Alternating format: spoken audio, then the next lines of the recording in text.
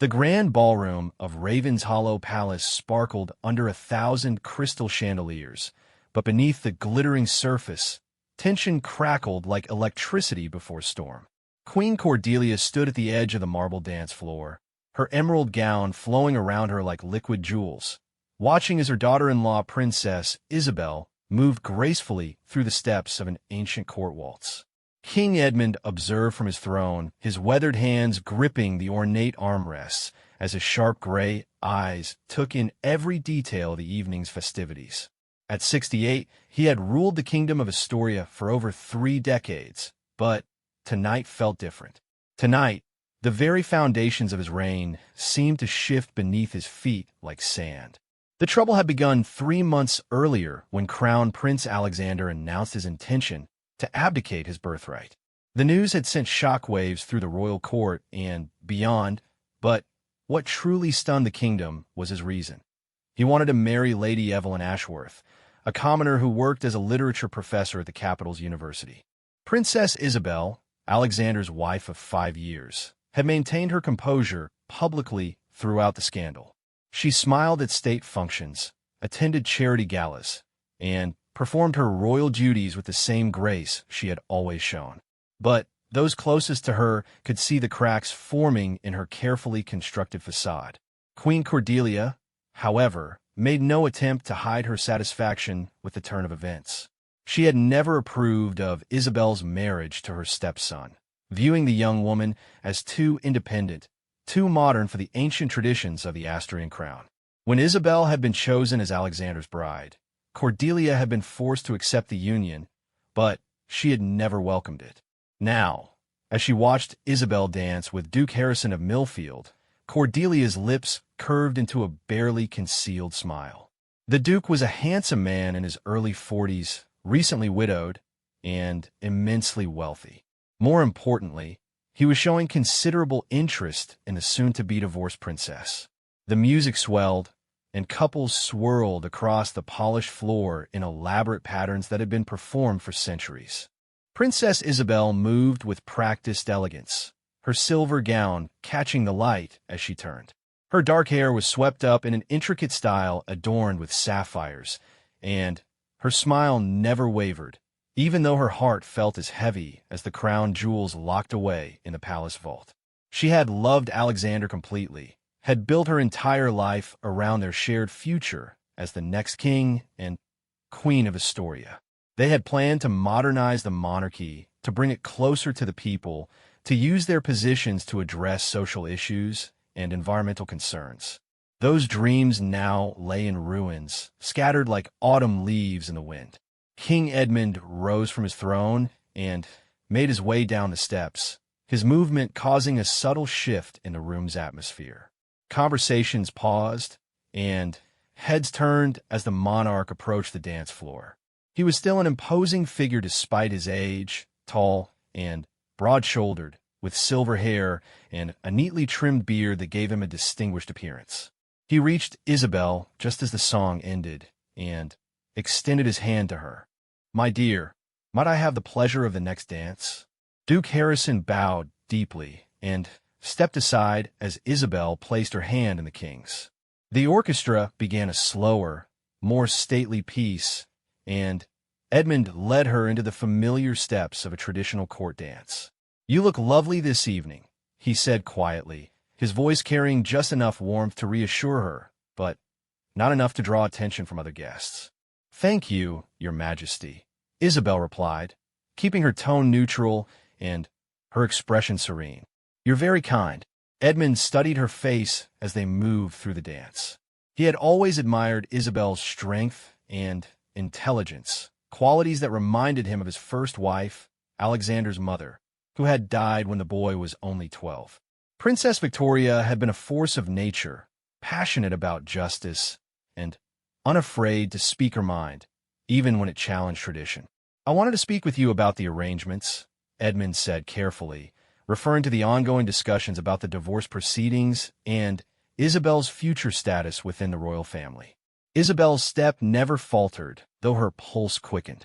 "Of course, Your Majesty. Whatever you think is best. You needn't be so formal with me, my dear." We're family, regardless of what the lawyers and politicians decide. His voice held genuine affection, tinged with regret for the circumstances that had brought them to this point. As they continued to dance, neither noticed Queen Cordelia watching them from across the room, her green eyes narrowing slightly as she observed the easy rapport between her husband and daughter-in-law.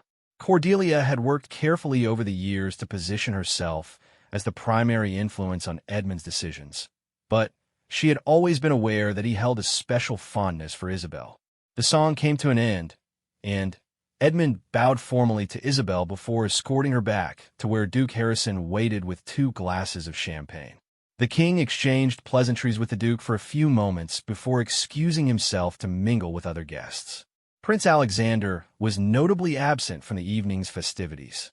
He had left the palace 3 days earlier, ostensibly to visit their estate in the northern provinces, but everyone knew he was with Lady Evelyn.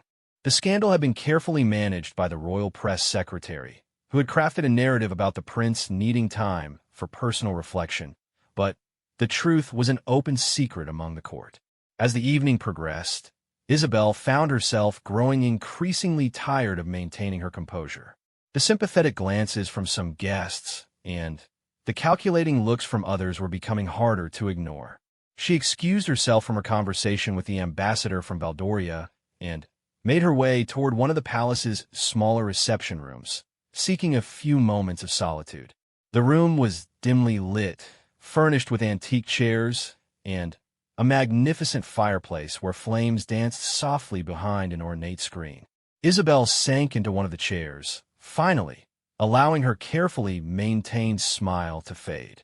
She removed her long white gloves and rubbed her temples, feeling the beginning of a headache building behind her eyes. She had been so lost in thought that she didn't hear the door open behind her. It wasn't until Queen Cordelia spoke that she realized she was no longer alone. "The Duke seems quite taken with you," Cordelia said, her voice carrying that particular tone she used when she wanted to appear conversational while delivering something more pointed. Isabel straightened and turned to face her mother-in-law. "Your Majesty, I didn't hear you come in. I hope you don't mind the intrusion. I thought perhaps we might have a private word." Cordelia moved to stand near the fireplace, the flames casting dancing shadows across her face. At 55, she was still a beautiful woman, with auburn hair that showed only traces of silver and features that photographers loved to capture. "Of course," Isabel replied, though she felt her stomach tighten with apprehension. Her conversations with Cordelia were rarely pleasant, even in the best of times. "I've been thinking about your future," Cordelia continued, smoothing an imaginary wrinkle from her gown, "about what might be best for everyone involved." Isabel waited, knowing that whatever Cordelia was about to propose would be carefully calculated to benefit the Queen's own interests rather than anyone else's. "Duke Harrison is a good man," Cordelia said finally. "Honorable, wealthy, well-respected. He would make an excellent husband for a woman in your situation." The words hit Isabel like a physical blow. Her situation, as if her marriage ending was some kind of shameful condition that needed to be quickly remedied with another advantageous match. "I appreciate your concern," Isabel said carefully, "but I haven't given any thought to remarriage. The divorce proceedings haven't even begun in earnest." "Of course not," Cordelia replied smoothly, "but it's never too early to consider one's options. A woman of your background and education would do well to secure her position while she still has the opportunity." The implication was clear. Isabel's value as a potential bride would only decrease as time passed, and the scandal of her divorce became old news. She would need to act quickly if she wanted to maintain her status and financial security. "I see," Isabel said, her voice remaining steady despite the anger building inside her. "And you believe Duke Harrison would be interested in such an arrangement?" "I believe he's already quite interested," Cordelia replied with that same slight smile Isabel had noticed earlier. "It would simply be a matter of encouraging that interest to develop into something more concrete." The two women regarded each other in silence for a moment, the tension between them as palpable as the heat from the fireplace. Isabel understood perfectly what Cordelia was proposing. A quick, advantageous remarriage that would remove her from the royal family's concerns and eliminate any awkwardness her continued presence might cause. "I'll certainly consider your advice," Isabel said finally, rising from her chair. "If you'll excuse me, I should return to the reception. My absence will be noticed." "Of course, my dear," Cordelia replied, her tone now dripping with false sweetness. "Do give some serious thought to what we've discussed. Opportunities like this don't present themselves often." Isabel made her way back to the ballroom, her mind reeling from the conversation. She had expected Cordelia to be pleased about the divorce, but she hadn't anticipated such a calculated attempt to manipulate her future. The Queen's message had been delivered with typical subtlety, but its meaning was unmistakable. Isabel was no longer welcome as part of the royal family, and the sooner she found someone else to marry, the better for everyone. The rest of the evening passed in a blur of forced conversations and mechanical smiles. Isabel danced when partners presented themselves, made appropriate responses to comments about the weather and the upcoming harvest festival, and maintained the perfect facade of a princess carrying out her duties despite personal difficulties. King Edmund watched her throughout the evening, noting the subtle changes in her demeanor after her absence from the ballroom. He had noticed Cordelia's disappearance at the same time and suspected his wife had cornered Isabel for one of her private chats. These conversations rarely ended well for their targets. As the clock struck midnight and the evening began to wind down, Edmund made his way to where Isabel stood near the grand windows that overlooked the palace gardens. The moon was full, casting silver light across the carefully manicured lawns and flower beds. "Walk with me," he said quietly, offering her his arm. They made their way through the gardens in comfortable silence, their footsteps echoing softly on the gravel paths. The night air was cool and crisp, carrying the scent of late-blooming roses and jasmine. After several minutes, Edmund led them to a small pavilion where they could sit and talk privately. "Cordelia spoke with you tonight," he said. It wasn't a question. Isabel nodded, not trusting herself to speak without revealing the full extent of her emotional turmoil. "She means well," Edmund continued, though his tone suggested he didn't entirely believe his own words. "But she doesn't always understand that her way of helping isn't always welcome. She's concerned about my future," Isabel said carefully. "She thinks Duke Harrison would make a suitable husband." Edmund was quiet for a long moment, his hands clasped behind his back as he stared out at the moonlit gardens. "And what do you think about that suggestion?" "I think," Isabel said slowly, "that I've been married for 5 years to a man who promised to love me forever, only to discover that forever apparently has an expiration date. I think I'm not quite ready to begin shopping for a replacement." The bitterness in her voice was unmistakable, and Edmund felt a surge of anger toward his son. Alexander had always been impulsive, but this decision would affect not only his own life, but the lives of everyone around him, including this remarkable young woman who had never asked for anything more than to be loved and respected. "Alexander is making a mistake," Edmund said quietly. "A terrible mistake that he'll regret for the rest of his life." "Perhaps," Isabel replied, "but it's his mistake to make. I won't beg him to stay, and I won't pretend that Lady Evelyn is somehow at fault for his choices. He's a grown man, and if he believes his happiness lies elsewhere, then I won't stand in his way." Edmund turned to study her profile in the moonlight. Even in her pain, she maintained her dignity, her grace, her essential goodness. These were the qualities that had made him hope she would be the one to help modernize the monarchy, to bring it closer to the people, and make it more relevant to contemporary life. "You know," he said softly, "when Alexander was born, I had such dreams for what he might accomplish as king. I imagined him leading Astoria into a new era of prosperity and progress. When he married you, those dreams seemed within reach. Those dreams shouldn't die because of this," Isabel said, turning to face him. "Prince William is young, but he's intelligent and caring. With proper guidance, he could be everything you hoped Alexander would be." William was Alexander's younger brother, barely 25, and still completing his military service. He had always been the more serious of the two princes, more studious and thoughtful, less inclined toward the kind of impulsive behavior that had led to the current crisis. Perhaps, Edmund mused, but William will need time to mature, to gain experience, and he'll need the right partner when the time comes. They sat in companionable silence for several minutes, both lost in their own thoughts about the uncertain future that lay ahead. The sound of distant music drifted from the palace, indicating that the evening's festivities were still continuing, though likely winding down as the hour grew late.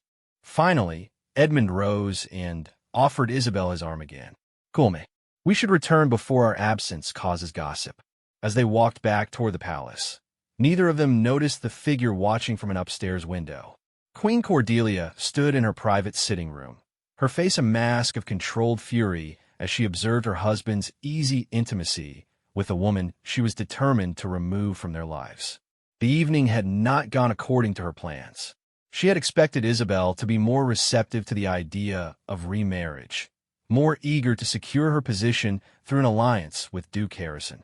Instead, the young woman had maintained her composure and dignity, refusing to be pushed into making hasty decisions.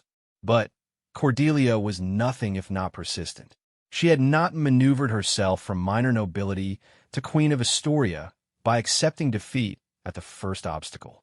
If Isabel wouldn't cooperate willingly, then perhaps it was time to apply more direct pressure.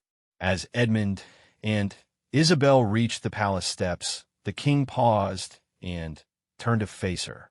"Whatever happens in the coming months," he said seriously, "I want you to know that you have my support. You are, and will always be, a member of this family." The warmth and sincerity in his voice brought tears to Isabel's eyes, the first genuine emotion she had allowed herself to feel all evening. "Thank you," she whispered. "That means more to me than you know."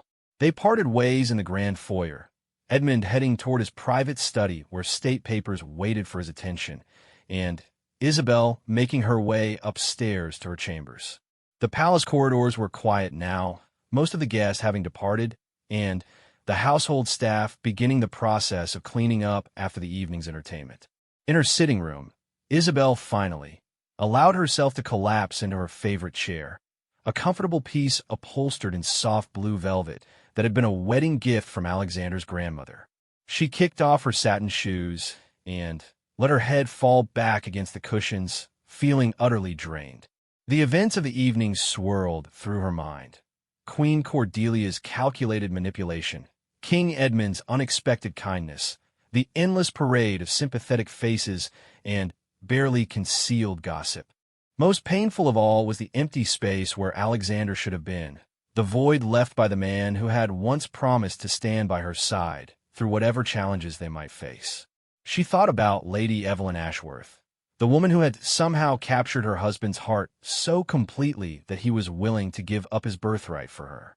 Isabel had seen photographs of her in the newspapers, a pretty woman with auburn hair and intelligent eyes, someone who looked like she would be more at home in a university library than a royal palace.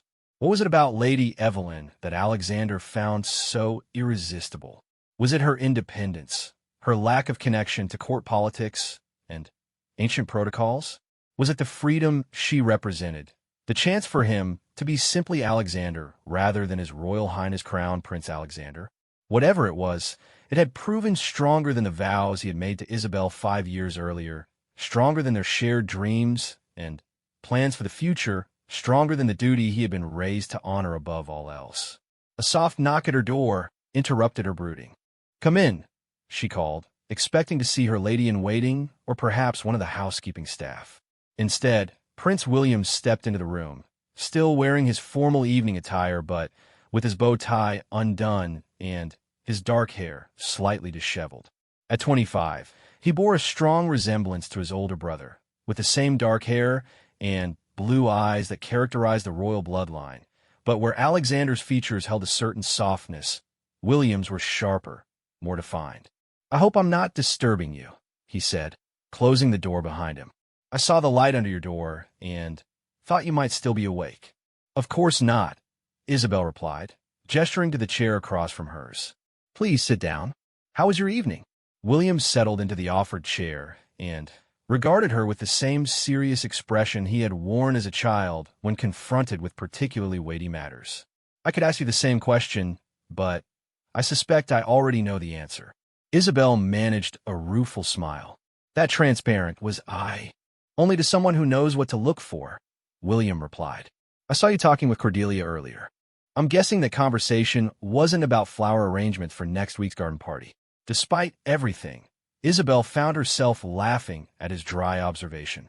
William had always possessed a keen understanding of court politics, perhaps because he had spent his entire life watching from the sidelines as his older brother commanded most of the attention and expectations. Your stepmother has some interesting ideas about my future, Isabel said carefully. I'm sure she does, William replied, his tone suggesting he was all too familiar with Cordelia's tendency to meddle in other people's lives. And I'm equally sure they're more about her convenience than your happiness. The two of them sat in comfortable silence for a moment, both thinking about the dramatic changes that had affected their family over the past few months. William's relationship with Alexander had always been complex, part sibling rivalry, part mutual affection, complicated by the fact that their positions in the line of succession meant their futures had been predetermined from birth. I keep thinking this is all some elaborate nightmare, William said finally, that I'll wake up and find Alexander back where he belongs, planning his coronation instead of his abdication. I understand the feeling, Isabel replied softly, though I suspect we're both going to have to accept that this is our new reality. William leaned forward in his chair, his expression growing more intense. Can I ask you something? And please, be completely honest with me. Isabel nodded, curious about what he wanted to know. Do you think I could do this? Do you think I could be the king his story needs? The vulnerability in his question touched her deeply. This young man, who had never expected to inherit the throne, was suddenly facing the prospect of carrying the weight of an entire kingdom's future on his shoulders. I think, she said carefully, that you have qualities your brother lacks. You're more thoughtful, more analytical. You don't make decisions based on emotion alone. But I'm not a natural leader the way Alexander is, William countered. People don't gravitate toward me the way they do to him. I'm not charming or charismatic or particularly good at making small talk with foreign dignitars. Those are skills that can be learned, Isabel assured him. But integrity, wisdom, and genuine concern for others, those are character traits that can't be taught. And you possess all of them in abundance. William was quiet for several minutes, apparently considering her words. Finally, he looked up at her with a slight smile. You know, I always hoped that when my time came to marry, I might find someone like you. Someone who could see past the title to the person underneath. The comment was made without any impropriety, simply one friend expressing appreciation for another. But it carried an undercurrent of something deeper. In the years since William had reached adulthood, there had been speculation about potential brides, but he had shown little interest in the parade of suitable young women who had been presented to him at various court functions. You will, Isabel said with certainty. When the time is right, you'll find someone who loves you for exactly who you are. They talked for another hour, discussing everything from William's military service to Isabel's work with various charitable organizations.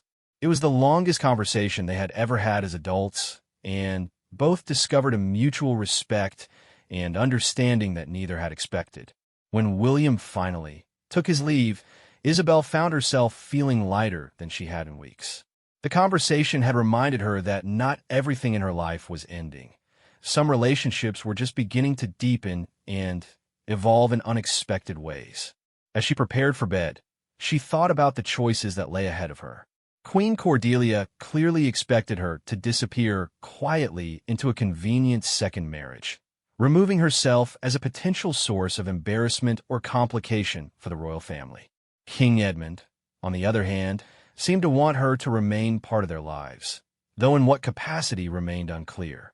And then there was William, suddenly thrust into a role he had never wanted but was determined to fulfill with honor. Perhaps her future lay not in retreating from royal life, but in finding a new way to serve the institution she had come to love, even if her position within it was about to change dramatically. The next morning would bring new challenges and decisions, but for now, Isabel allowed herself to feel a small measure of hope. Whatever came next, she would face it with dignity, grace, and the knowledge that she was not entirely alone in the world. Outside her windows, the first hints of dawn were beginning to appear on the horizon, painting the sky in shades of pink and gold. A new day was coming, full of possibilities she couldn't yet imagine. 3 weeks had passed since the grand reception, and the autumn air in Astoria carried the crisp promise of winter. The palace gardens, once vibrant with summer blooms, now displayed the muted colors of the changing season. Inside the royal residence, however, the atmosphere had grown considerably more heated than the cooling weather outside. Princess Isabel stood in the ornate library, surrounded by leather-bound volumes that had witnessed centuries of royal history. She was reviewing documents that her legal counsel had prepared regarding the divorce settlement when the heavy oak doors burst open without ceremony. Prince Alexander strode into the room, his face flushed from what appeared to be a hurried journey from the capital. He had been staying at Lady Evelyn's modest townhouse for the past month, making only brief appearances at the palace for essential meetings with his father and the royal advisors. His absence had become the subject of intense speculation in the press, despite the palace's attempts to maintain the fiction that he was simply taking time for personal reflection. "We need to talk," Alexander said without preamble, his voice carrying an edge of desperation that Isabel had never heard before. She set down the legal documents and regarded him with the same composed expression she had perfected over the past months. "Good morning, Alexander. I wasn't aware you were returning to the palace today." "Don't," he said sharply, running a hand through his disheveled dark hair. "Don't give me that polite, distant tone. We're beyond that now." Isabel raised an eyebrow, but remained standing behind the massive mahogany desk that served as a barrier between them. "I'm not sure what you mean. I'm simply being courteous." "Courteous?" Alexander laughed, but there was no humor in the sound. "Is that what you call it when you refuse to take my calls? When you have your secretary schedule meetings with me, as if I'm some minor dignitary requesting an audience?" "You made your choice very clear," Isabel replied calmly. "I'm simply respecting that decision and maintaining appropriate boundaries while our lawyers work out the details." Alexander moved closer to the desk, his blue eyes intense with emotion. "It doesn't have to be like this between us. We can be civilized about this whole situation." "I believe I'm being quite civilized," Isabel said, though something flickered in her dark eyes. "I haven't spoken to the press. I haven't made any public statements about your relationship with Lady Evelyn, and I've continued to fulfill my royal duties without complaint." "But you've changed," Alexander insisted. "You're different, colder." For the first time since he had entered the room, Isabel's carefully maintained composure cracked slightly. "Did you expect me to remain exactly the same after you announced your intention to abandon our marriage for another woman? Did you think I would simply continue being the devoted wife while you pursued your grand romance?" The bitterness in her voice seemed to surprise them both. Alexander took a step back, as if her words had been a physical blow. "I never meant to hurt you," he said quietly. "You have to believe that." "But you did hurt me," Isabel replied, her voice gaining strength. "You hurt me deeply, and pretending otherwise doesn't change that fact." They stood in silence for several moments, the weight of 5 years of marriage and shared dreams hanging between them like a heavy curtain. Outside, the sound of gardeners raking autumn leaves provided a mundane counterpoint to the emotional intensity within the library. "I saw the newspapers this morning," Alexander said finally. "The photographs of you with Duke Harrison at the opera last week. They're calling him your constant companion." Isabel's expression remained neutral, though inwardly she felt a surge of irritation.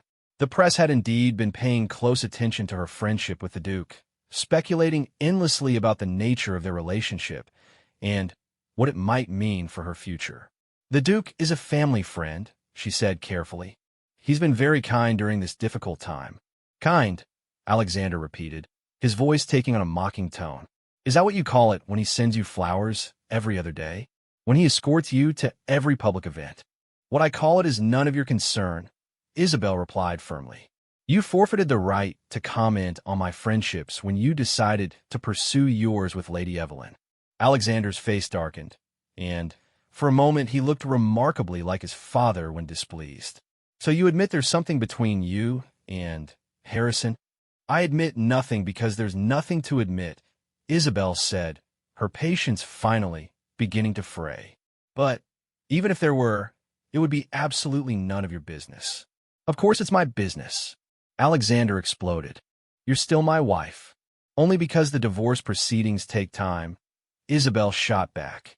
Not because you have any desire to actually be married to me. The truth of her words seemed to deflate Alexander's anger, leaving him looking suddenly younger and more vulnerable. He sank into one of the leather chairs near the fireplace, burying his face in his hands. This is all such a mess, he said quietly. Everything has become so complicated. Despite her own hurt and anger, Isabel felt a stab of sympathy for him. She had loved this man for 8 years, had built her entire adult life around their shared future. Seeing him in distress still affected her, even knowing that he had chosen this path himself. What's happened, Alexander? She asked, moving from behind the desk to sit in the chair across from him. You look terrible. He laughed ruefully, lifting his head to meet her gaze. Thank you for that honest assessment. You know what I mean? Alexander was quiet for a long moment, apparently wrestling with whether to confide in her. Finally, he seemed to come to a decision. Evelyn and I had a fight, he said simply. A big one. Isabel waited, knowing that he would continue if she gave him space to do so. She's been getting death threats, he continued, his voice thick with emotion. People who are angry about our relationship, about what I'm giving up for her. Someone threw a brick through the window of her flat last week. That's terrible, Isabel said, and meant it. Whatever her feelings about Lady Evelyn, no one deserved to be threatened or attacked. She wants to leave, Alexander continued. She wants to go abroad, maybe take a position at a university in another country where no one knows who she is. And what do you want? I want to protect her, he said immediately. I want to keep her safe, even if that means. He trailed off, but Isabel understood what he couldn't bring himself to say. Even if it means letting her go. Alexander nodded miserably. She never asked for any of this. She never wanted to be the cause of a constitutional crisis or a royal scandal. She just wanted to fall in love and be happy. And what about you? Isabel asked quietly. What do you want? I don't know anymore, Alexander admitted. I thought I knew. But everything has become so complicated. The press, the threats, the pressure from Parliament about the succession. I feel like I'm being pulled in a dozen different directions. Isabel studied his face, noting the lines of stress around his eyes and the way his hands trembled slightly as he spoke. This was not the confident, decisive man she had married, but rather someone who seemed to be drowning in the consequences of his own choices. Have you spoken to your father about this? She asked. He's been understanding, Alexander said carefully. But I can see how much this whole situation pains him. He built his entire reign around stability and tradition, and I've thrown all of that into chaos. Your father loves you, Isabel said gently. He wants you to be happy, but he also has responsibilities to the crown and the country. I know, Alexander replied, and that's what makes this so impossible. There's no solution that doesn't hurt someone I care about. They sat in contemplative silence for several minutes, both lost in their own thoughts about the complex web of relationships and responsibilities that had brought them to this point. Finally, Isabel spoke. What do you want from me, Alexander? Why are you here, telling me this? He looked up at her with an expression that was almost hopeful. I want her advice. I want to know what you think I should do. The request surprised her. Throughout their marriage, Alexander had rarely sought her counsel on important matters, preferring to make decisions on his own or with input from his male advisors and friends.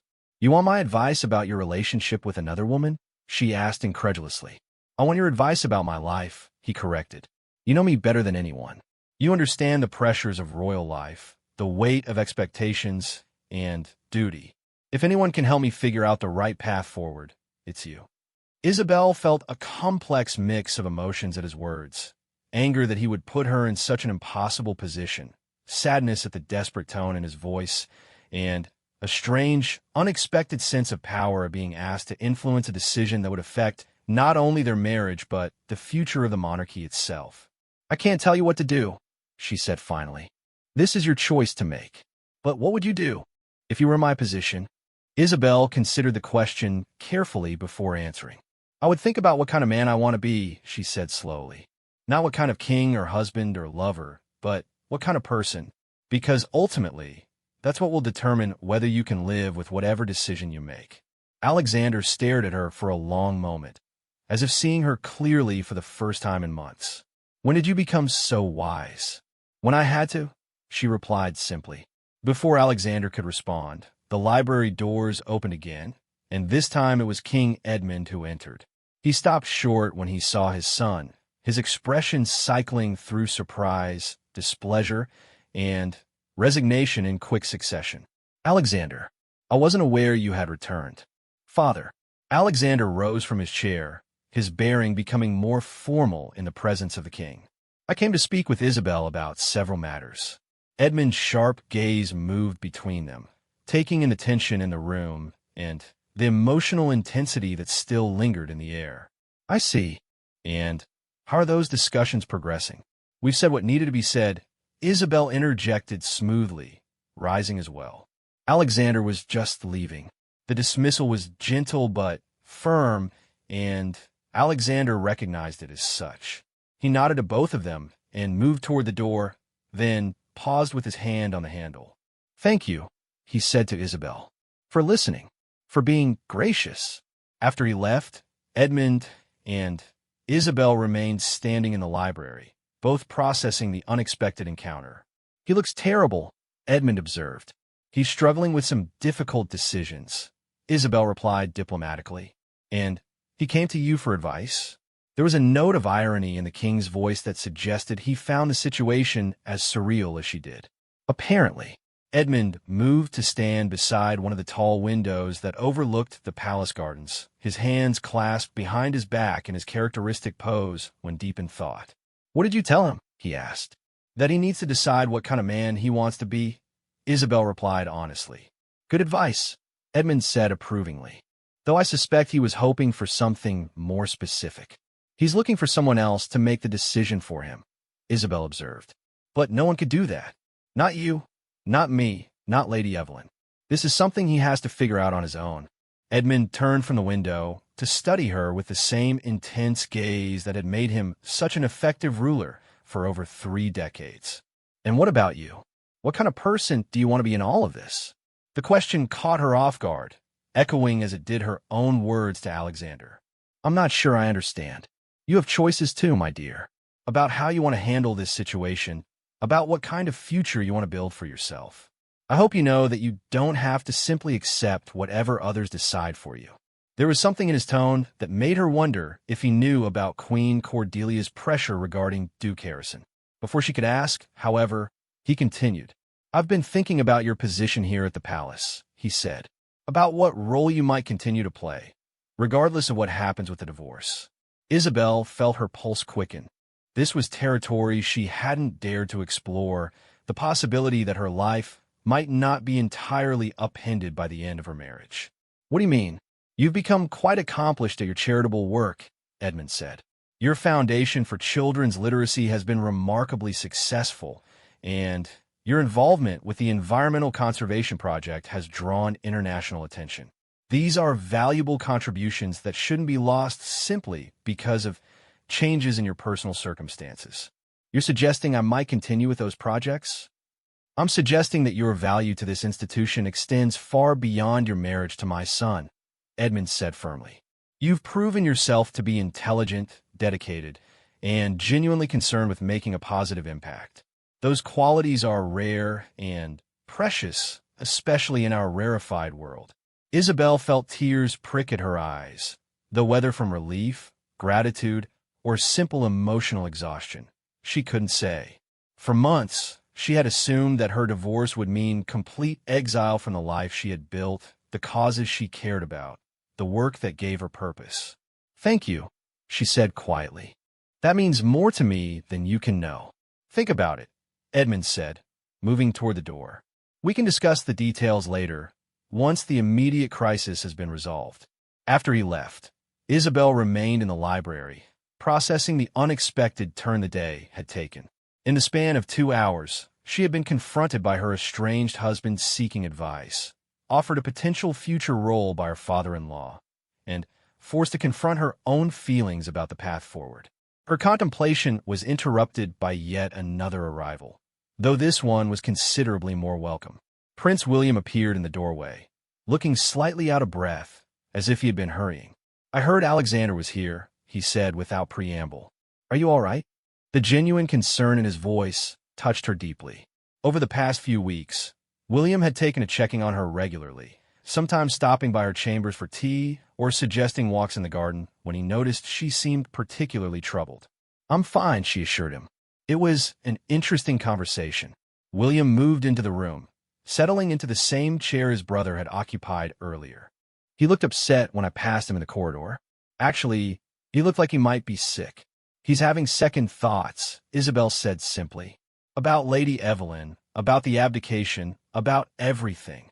William was quiet for a moment, absorbing this information. "And how do you feel about that?" It was such a direct question, so different from the careful diplomatic language that usually governed royal conversations.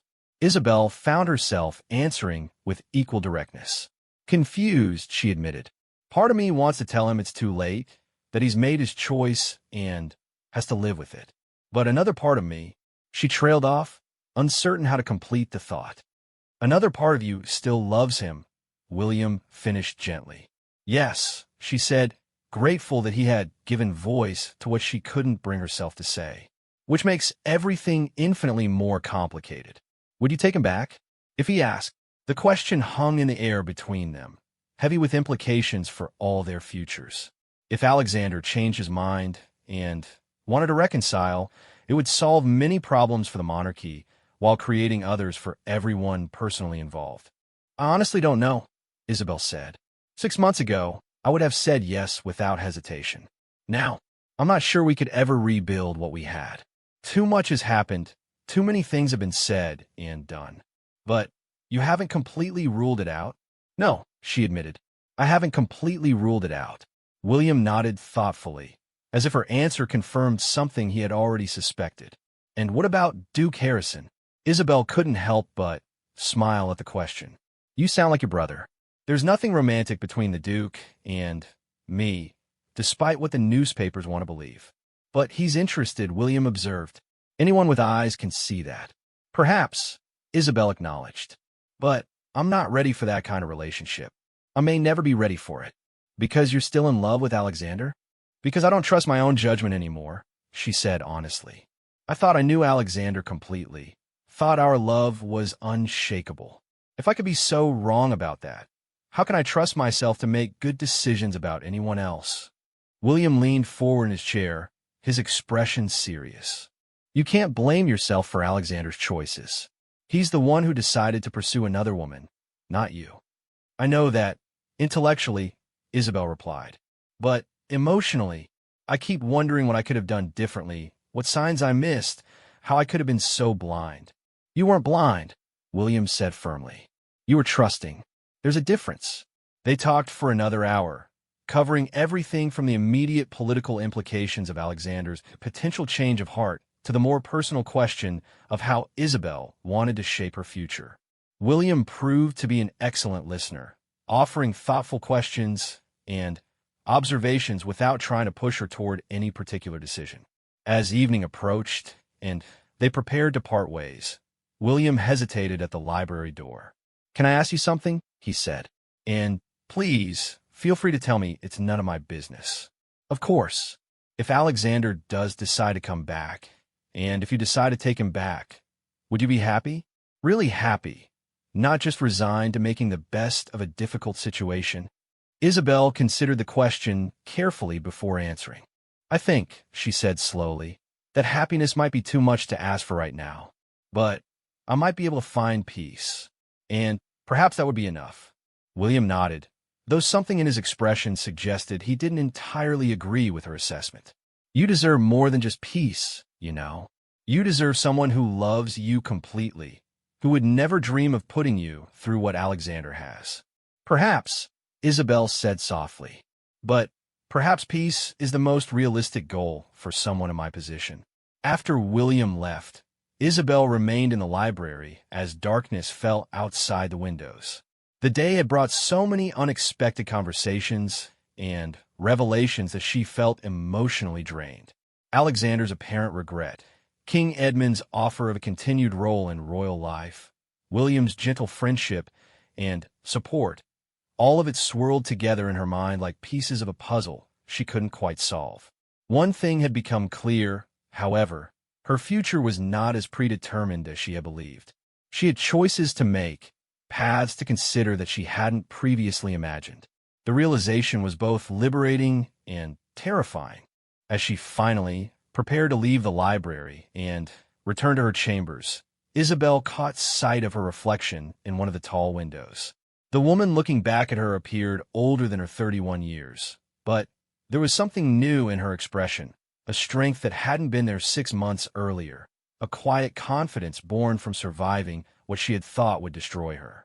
Whatever came next, she would face it as this new version of herself. Wiser, more cautious perhaps, but also more resilient than she had ever known she could be. The future remained uncertain, but for the first time in months, that uncertainty felt more like possibility than threat. The November rain drummed against the windows of Raven's Hollow Palace with relentless persistence, matching the tension that had settled over the royal residence like a suffocating blanket.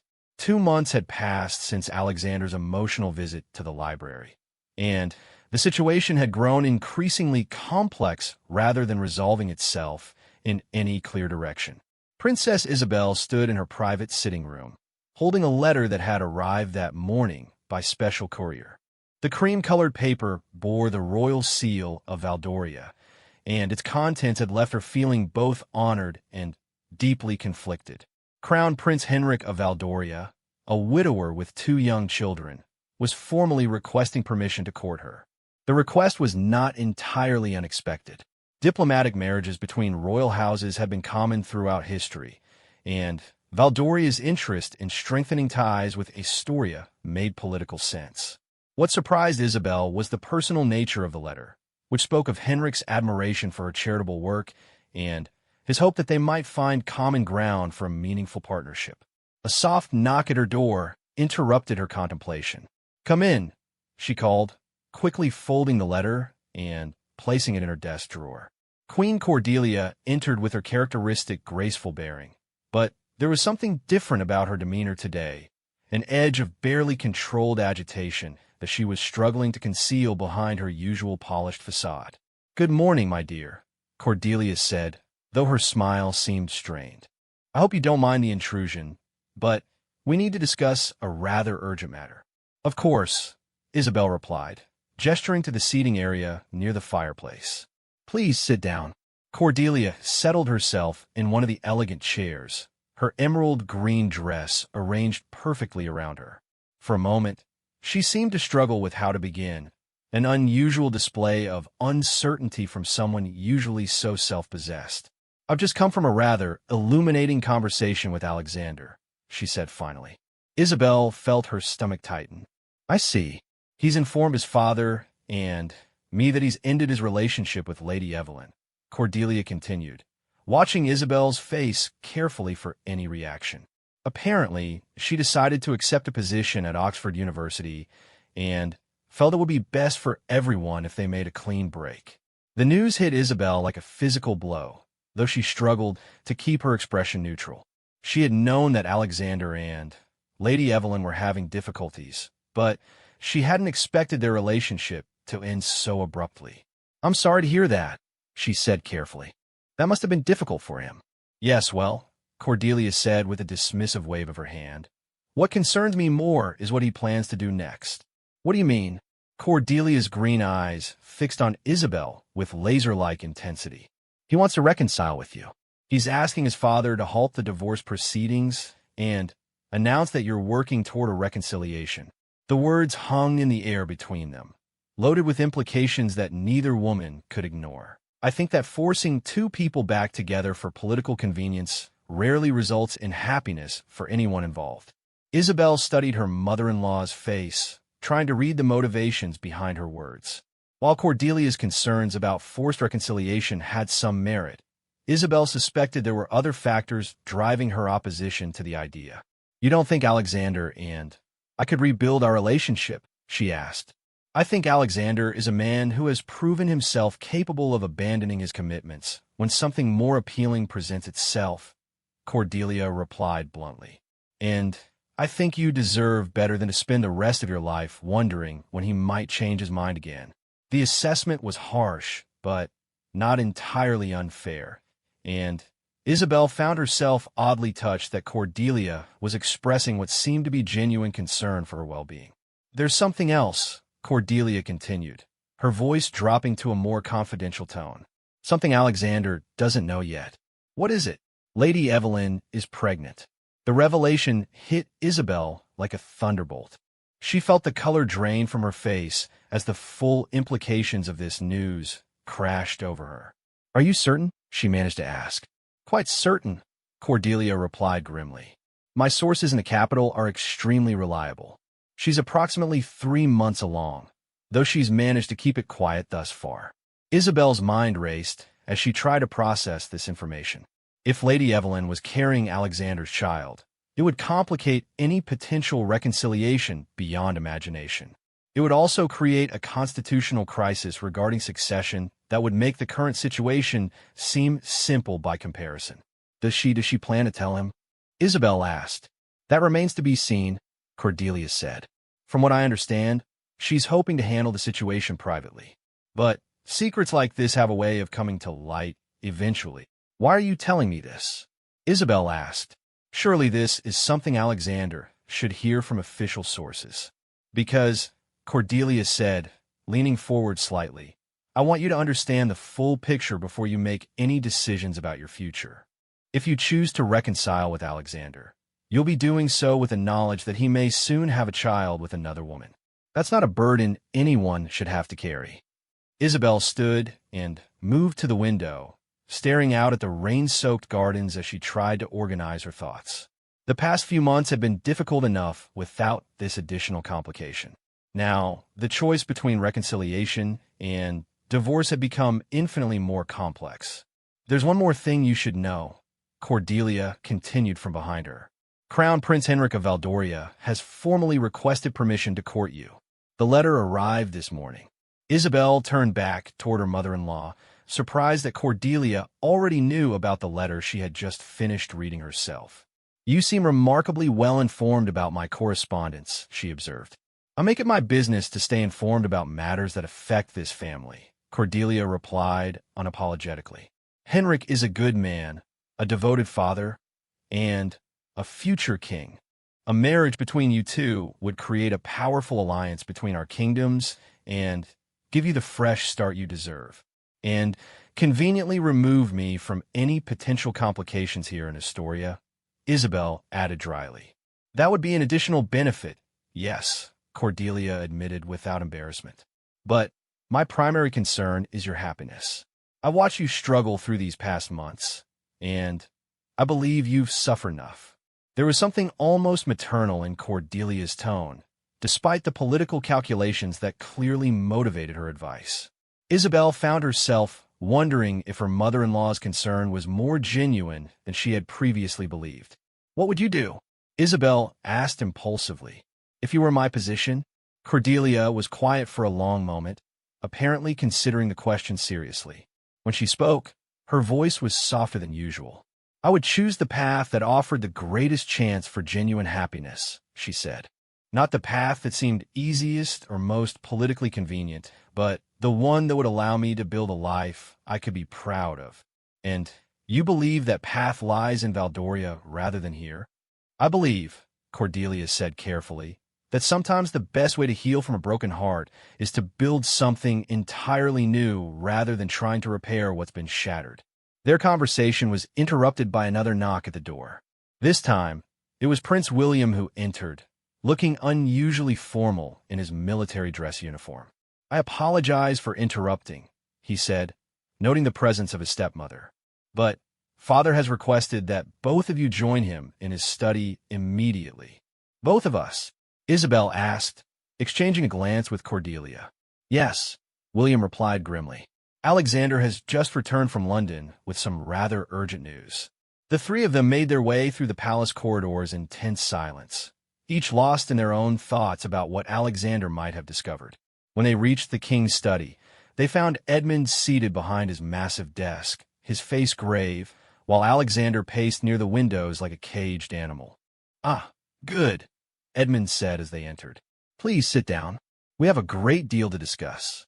As they settled into the chairs arranged in front of the desk, Isabel noticed that Alexander looked even more haggard than he had during their last encounter.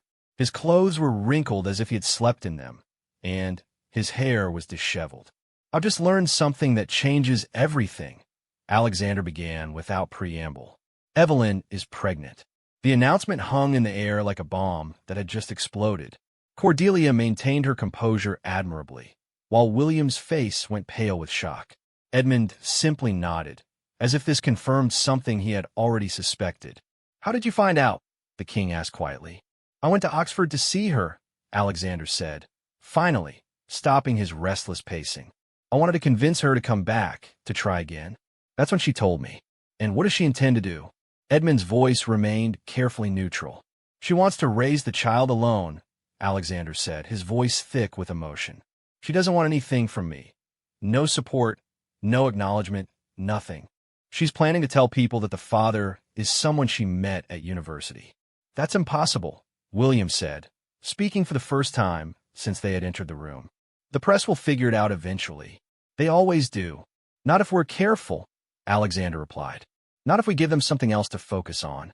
He turned to look directly at Isabel, his blue eyes intense with a mixture of desperation and hope. I want to announce our reconciliation, he said. Tomorrow, if possible. A grand gesture that will capture the public's attention and overshadow any rumors about Evelyn.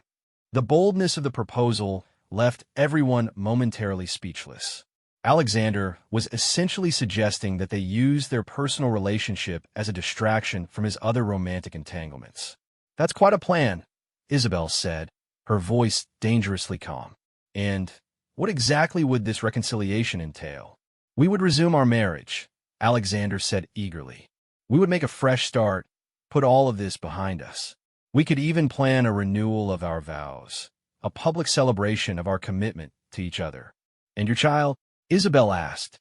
What happens to your son or daughter while we're celebrating our renewed commitment? Alexander's face crumpled slightly, and for a moment he looked like the young man she had fallen in love with years earlier, lost and seeking guidance. I don't know, he admitted.